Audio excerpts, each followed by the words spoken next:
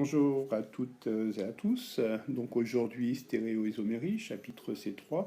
Donc dans votre livre Le Bordas, ça correspond à la partie 3, séquence 1 et 2, respectivement en page 257 et 273. Donc la stéréoisomérie concerne la représentation spatiale des molécules. Quelques rappels de définition, vu l'année dernière en première S. Déjà, des molécules sont isomères si elles ont la même formule brute, mais une formule semi-développée plane différente. Donc parmi des isomères de constitution, on a les isomères de chaîne, de position, de fonction. D'accord. Alors, la stéréoisomérie maintenant. Donc des stéréoisomères sont des molécules qui ont la même formule semi-développée plane, mais une représentation spatiale différente. C'est-à-dire qu'on ne peut pas les différencier si on l'écrit dans un plan, sur une feuille. Donc. Alors les molécules n'ont pas la même configuration, c'est-à-dire que la distribution spatiale des atomes autour d'un atome, par exemple le carbone asymétrique, eh bien cette distribution diffère. Voir l'activité numéro 2, doc 1. Alors, l'énantiomérie, maintenant.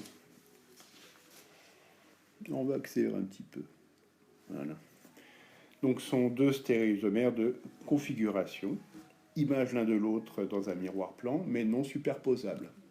Par exemple, des pieds, des mains, des tongs, le crabe violoniste, etc. Alors, un mélange racémique, c'est un mélange, ça c'est important à connaître, puisqu'il y a des questions au bac, enfin la question qui est classique. Qu'est-ce qu'un mélange racémique? Donc mélange équimolaire des deux, d'un couple d'énantiomères, donc même quantité de matière. Exemple sur la lanine, donc, qui appartient à la famille des alpha-aminés. On notera aussi la présence du groupe carboxyle ici, et du groupe amino là, qui est porté par le deuxième carbone, c'est-à-dire que ce carbone est en alpha du carbone fonctionnel qui est le numéro 1. Donc on construit les deux modèles, on tourne la page et on attaque la diastéréoisomérie. Alors la diastéréoisomérie, stéréoisomérie de configuration, donc soit on a besoin de deux carbones asymétriques, soit d'une double liaison, comme on l'a vu en première S l'année dernière. Alors donc, ce sont des stéréoisomères de configuration qui ne sont pas énantiomères.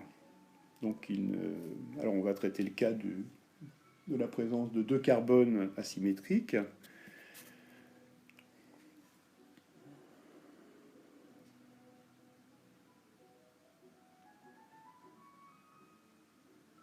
Voilà, deux carbones asymétriques, notés à l'aide de petit astérix rouge.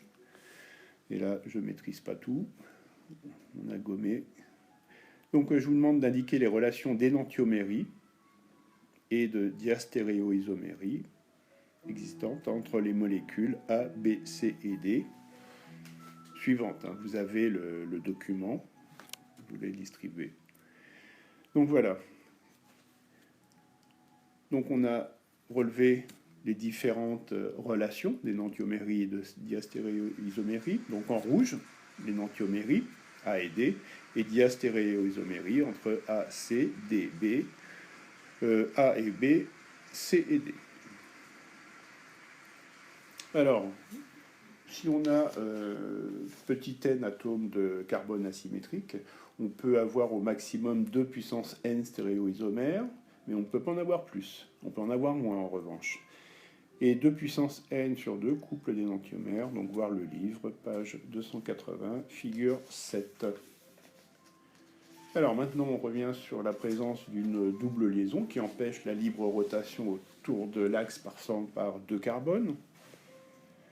On aura la formule générale CHA, CHB. Alors, avec A et B qui sont différents de H, mais qui peuvent être identiques. Par exemple, deux groupes méthyl, deux chlore, etc., etc.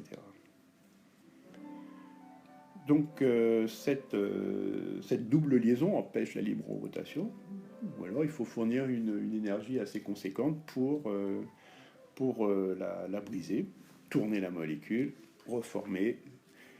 Et donc ça nécessite de l'énergie. Donc on obtient deux molécules différentes, Z et E, isomère Z, isomère E, Entgegen et zusammen. Hein. Je ne parle pas allemand, mais bon, c'est pas grave. Et donc ce sont des diastéréoisomères. Alors en exercice 12 et 13, page 283. La stéréoisomérie de conformation fera l'objet d'une autre capsule, simplement le titre. Au revoir.